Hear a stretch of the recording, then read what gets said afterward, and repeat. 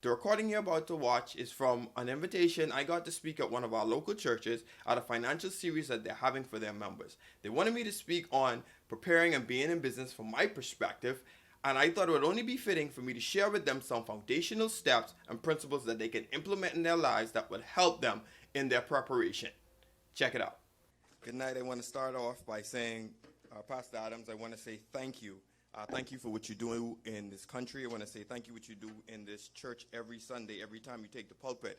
I want to say how blessed you guys are to have one of the best teachers in the word that we have in this country, in this man right here. And I don't say that just because I stand here. I say that because I've sat under his teaching. I've known what his word has been able to do and touch. I also want to say that you have a lot of people that are in your congregation and you don't know the power of them if you don't take notice of them. And I want to say that in Pastor Mr. Wilton Johnson, what he does with the armed forces. Everybody that comes into the armed forces, especially the police force, he gets the opportunity to touch in some way. And you guys have him as a mentor in this church. And I want you guys, do not take that for granted. All right? I want to say thank you for giving me this platform to be able to share in your institute. I don't take this lightly because I understand that all I am is because what God has done for me, and I am a steward not only for my thoughts, but what I share and what I do with my thoughts. I want to say thank you, everybody, for showing up tonight. I also want to encourage you guys to continuously have these financial workshops, have these financial seminars. Imagine in this country if we studied finances as much as we studied religion. Think about it. We have a church on every corner right now. On every corner, every other corner. But how many of these people have the finances they need to sustain their living? Just something to think about. Now let's get to work. I know you came to a financial seminar. Now you need to have something to write with. If you don't have something to write with, you have a cell phone. Everybody has a cell phone in here, right? All right, let's go to work. Let's take notes. Sister Rochelle came up and she spoke about the Financial Institute, and she told you how they could come and get your home, how you could sign up to get a mortgage, how you could do all of this. My question to you is this: how do you get there? How do you get there? For myself, my sister talked about me going off to school.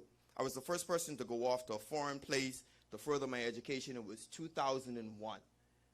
It was the semester after Christmas, and here's what happened. The grant check was late. The Life Wiki scholarship doesn't kick in until the grant check pays the school. So the school is holding $5,000 for me because the grant check from the government is late. I have no money. I can't call home because everything I got on the Christmas break is what they gave me. So now I'm in the kitchen boiling water because I don't have 30 cents to fill a gallon of water. That's when the light bulb came on for me. I'm not living the rest of my life like this. All right? We all speak about the things we want in life, how we want to accomplish things in life. But first we need to realize something. Where are we economically? Where are you right now in your finances? All right? If you have never heard about it, there's something called the cash flow quadrant. All right? This guy, I didn't make this up. I give him all the credit. Robert Kiyosaki speaks about a cash flow quadrant. This cash flow quadrant, it comes in 4 quadrants. It's ESBI.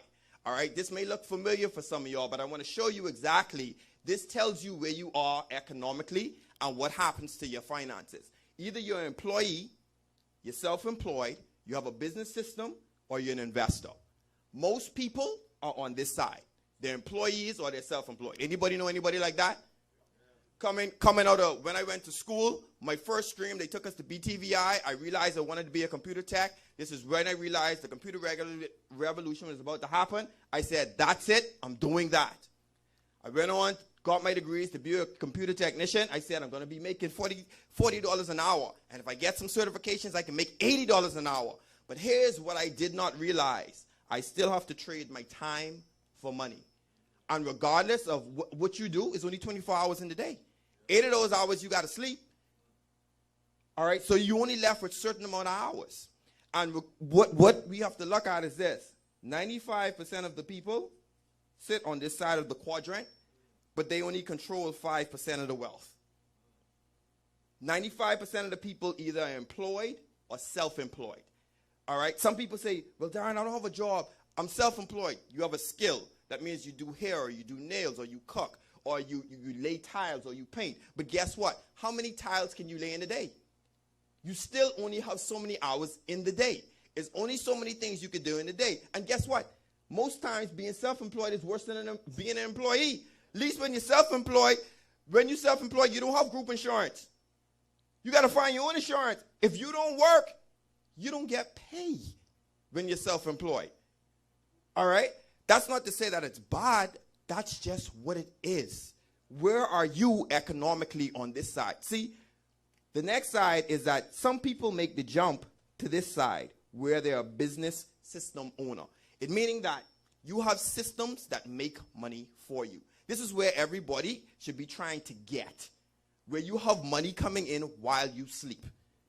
You say, Darren, what do you mean while you sleep? Well, if you're a tile layer, why don't you look at training some other people? Instead of you tiling one house, you have 3 other people that's tiling 4 houses the same time. You get the contract and you earn a percentage of what they do. Why don't you do the same thing if you paint? If you do nails in a beauty supply store, think about getting your own building so you could rent booths while you're doing nails inside there. It makes money while you sleep. You don't have to be there doing nails, but the people in there still pay you booth rent. These are some of the things we have to look at. Pastor opened up, and I love the way he opened up with scriptures that told us that we are stewards of the things of this world. All right? So, if you believe in God, we are children of God, why don't we have the things of God? And he speaks about in those verses of gold and silver. But we mad with all the quote-unquote unrighteous people who have all the gold and silver. You know why? We ain't doing the work. Simple as that. We ain't doing the work. When you recognize where you are economically, then you could devise a plan on what you do next. The next step is being an investor. An investor is, they send their money out to work for them. That's what investors do. Because they've realized, the people that own the big businesses, what they do is, they understand that they own a big business. So what? They employ a group of people, they pay them a salary, and they get a percentage off of all those people going to work. When this light bulb came on for me, after I read the book, The Cash Flow Quadrant by Robert Kiyosaki, I said, it's time to make a change. It's time that we do something. It's time that we realize that we don't have to stay where we are. We talk about how we can get a mortgage. The question is, do you have what it takes that after you get the mortgage to sustain the mortgage? All right? This ESPI quadrant is something that you should study, you should fall in love with. The kids that's over there in the corner, take grasp of this now. The next 3 steps I'm going to show you is how you get from one place to the next. You can do all you want, and you could go get a loan to be in business, but if you don't understand how monies work, you would be, just like she said, one of those 70% of businesses that fail. Okay? I can give you a tool, but if you don't know how to use it effectively, you won't be any good. Okay? The next 3 steps is, what we've been doing for so long is that we have been doing the steps backwards. Right? What we do is, we go to school, after they didn't sell us this lie, we get good grades, right? And then we go off to college, our mommy spend all this money, and then we come back and some of us with a lot of debt, and then we go look for a job. And then we work real hard, and then they tell us we could be successful. That work for anybody in here? All right? My mom raised 8 children. And I know nobody that works harder than her. Right now, we's raced to see who could get up the quickest. When she meet me up at 5 o'clock printing shirts, she say, how come you up before me? I say, because this is what you teach me. That's the work ethic I grew up with. And she's not wealthy. But the principles of what she taught me, I understood some things. If I took those work ethic and those principles and the discipline and put them inside a business system, I can now see profits. All right? Well, after we've done these things, these 3 steps will change your life. In any project that you're taking on, in anything that you do, apply these 3 steps.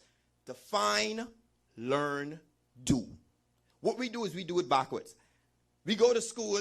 Anybody ever had career day at school? And what they do is, the guidance counselors is tell you, oh, you good with maths. You should go be an accountant. What they saying is that you can't make enough money, but you could count some other people's money. That's what they're saying, because you're good with maths, right? And then you have some people who say, oh, you're good with literature. So what you should probably do is go be an editor. And they push you inside these things on what they think you should do. And then you go to college, and you learn more about it, right? And then what you learn define your lifestyle. See, because when you become an accountant owns a particular check. And that in that check, he has to live within the means. That defines his lifestyle. Not only does 70% of the people or 70% of the businesses fail inside this country, that's global. But 70% of the people are working out in careers outside of their degrees. How many people you know going to school for one thing, but they work in another industry? How many people you know going to school to be a teacher, but they now an insurance agent? Why? Because somebody sold them this dream that this is what you should do. But they didn't tell them the whole picture. What you should do is define the lifestyle that you want for yourself first. That's what you should do. God starts with a what? Plan.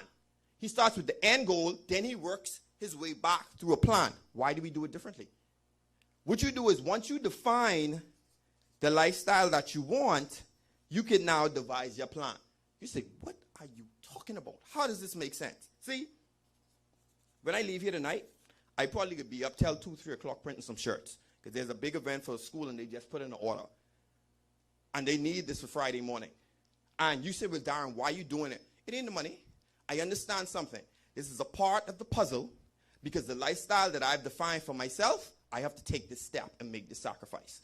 All right? When you define the lifestyle that you want first, it comes back to your why. What is your why? What tugs your heart? He speaks about going inside the hospital and the kids just tugging his heart. So guess what? He's doing what pulled him. The question is, why do you wake up every Monday morning and you mad to go to work? Because you're doing something that has nothing to do with your why. That's why most people hate Mondays. I love Mondays. All right? You know when most heart attacks happen? Monday morning on the drive to work. Or they never get out of bed. Check the statistics. There are people who dread after the football or basketball game on Sunday that they got to go to work on Monday. Because it's not connected to their why. If you define the lifestyle that you want first, then she speak about getting a mortgage. Some people living in houses they can't afford. Period. Okay, because they didn't define their lifestyle. When you define what you want, the next thing you do is you go and you learn from some people who have the fruit on the tree. Would you sign up for a fat fitness coach to teach you how to lose weight? Would you go to somebody that smokes chronic cigarettes and say, you know what, you should be my health coach? So why do we take advice from broke people?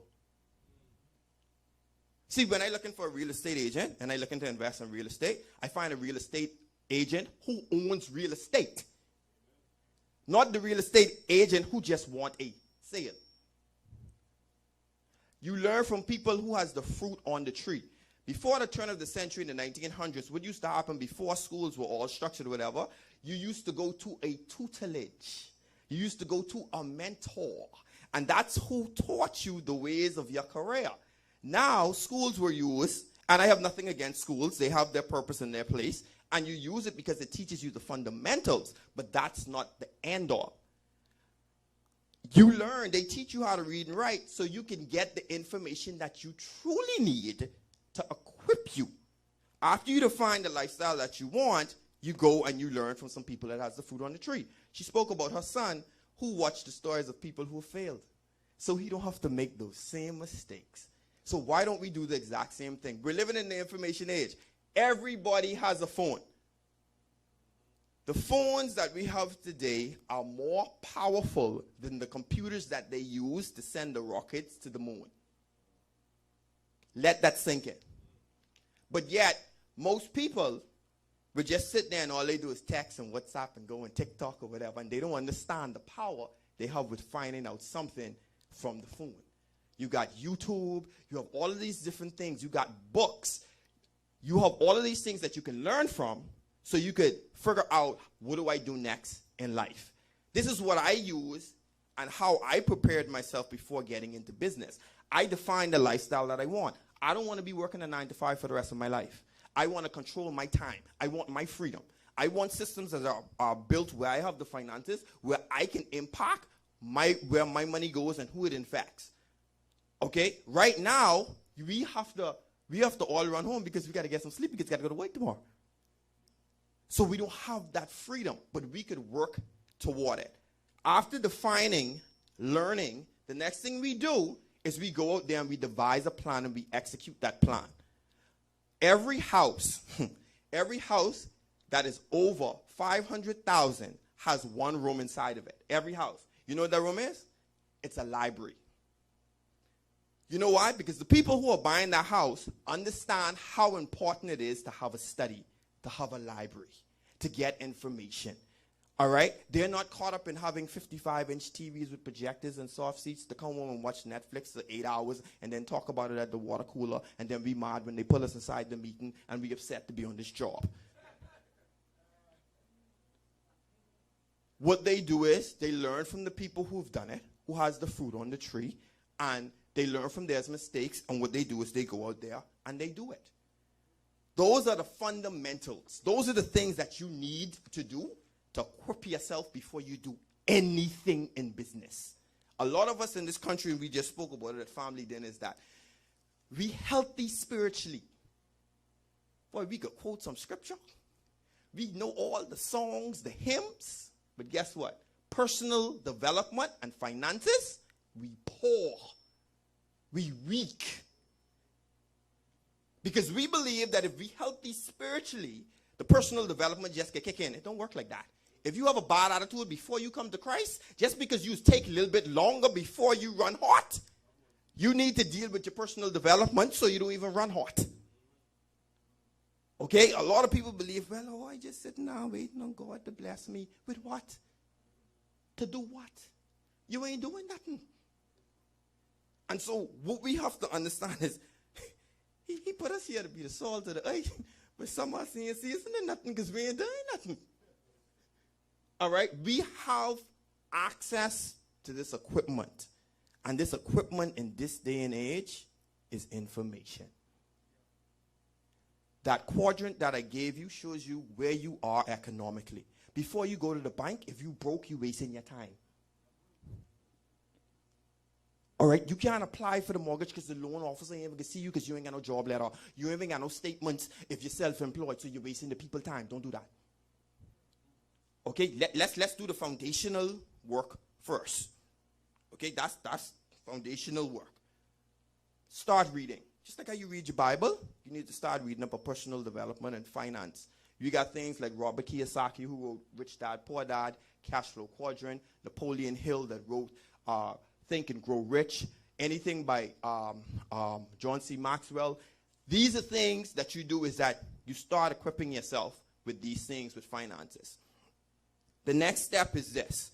As you're doing that, you start to identify things around you that you see are changing. All right? As we look inside this country, I'll give you a little hint. The women control the money in this country. The women control the money in this country. Hair, nails, makeup, baby clothes, shoes, makeup, hair, lashes, all are run by who?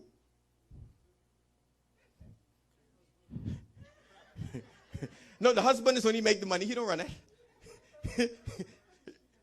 Yeah. You understand me? And so if you're looking for a business, look for something that is attached to these things. Most homeowners, and she'll tell you, most homeowners in this country are single women.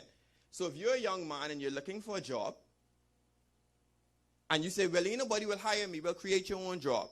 Tell your parents that you want a lawnmower for Christmas and a cutlass. And you go to all these houses and you tell them, I'll cut your yard for $50 regardless of the price. And what you do is you cut the yard for $50 and you build up a rapport continuously till they're paying you every single 2 weeks. We in rainy season. You got bub all week, all month. And all you're doing is running the lawnmower and doing some edging. Single mothers ain't coming to cut their yard. You know the next thing they ain't doing? They ain't washing windows. So what? These are just things that you could do with a bucket of water and some joy and a rag, right? If you got 3 friends, you say, listen, we can get this rate now. We can charge them $80. We can split it. X, Y, and Z. You take over the supply so you always have joy and water, some rags. And if you could do 4 houses a day at $80, you got $320 that you can split 4 ways. You got to go to Fusion anyway. But you broke. Well, me only got $20 to give you. See, but as you start to look around, she speak about side jobs. This is how you start to build it. There's a scripture that says, seek and you shall find. People always ask me, how did I get in business? I started doing stuff because I started looking for ideas. And as I started to seek stuff, I started to realize there's an opportunity here, an opportunity here, and an opportunity there. And as you do that, you seek out what is wanted in this country, what is needed in this country. With the help of God, you will realize that you put these things in place. Being in business in this country is simple, you know. It's simple. Devise a plan, work your plan, adjust your plan, and do it again. Most people in this country fail in business because they don't have no plan. I could give you a myriad of businesses that failed because they was copying somebody else. You remember the fruit stands that was everywhere? What about 99 cents breakfast? Car washes? Remember when everybody was taking photos? Everybody was a photographer. Where are they now? Because they did it wrong. They did not have a plan. They was copying somebody else. Economically, once you have these things, the business for you, you will start to seek out these things. Everybody think I got a perfect business and do it. Listen to me. If you cut 1 yard per day at $70, 70 times 5 is $350. That's more than minimum wage. What's your overhead? Gas? How much your lawnmower eat up? If you and one of your friends come together and say, okay, well, let's lighten the load. Instead of you cutting 1 yard, you could cut 2 yards or 3 yards. Okay? But what they have programmed us to do is sit down and say, you know what? No, boy, I ain't working in the yard. Or you want a degree, so I go work in air condition. Listen to me, folks. Most tellers at banks are broke. Most doctors in this country are broke. That's why they work 2 jobs. If you ever notice, most doctors, their office don't open until 3 o'clock. You want to know why? Because they work the government clinic early in the morning, and then they go to their job. That's why. Learn from some people who have done it, and then devise your plan and execute. That's how you earn money. All right? That's how I planned to get into business. That's how I sustained myself with being in business. When I started printing in 2011, it was from a machine that I got for a Christmas present that I bought for myself. I knew nothing about screen printing. Nothing. I went to the University of YouTube and I watched every video that I can get my hands on. All right? When I got the machine, I was actually looking for a machine because when I was researching all of the parts that you need, there was like $3,000, $5,000. I don't have that type of money. Okay, I was sleeping in my room, and the computer was on. And I had a video tuner card that I could have watched TV. And an infomercial came on with the machine for screen printing. And some people say, that's a premonition. But if I was never seeking, I would have never found it. A lot of us in this room right here, we ain't seeking, we just sitting down. That's all we doing. We ain't seeking, we just sitting down. Okay? I'm going to take questions on the section right afterwards. But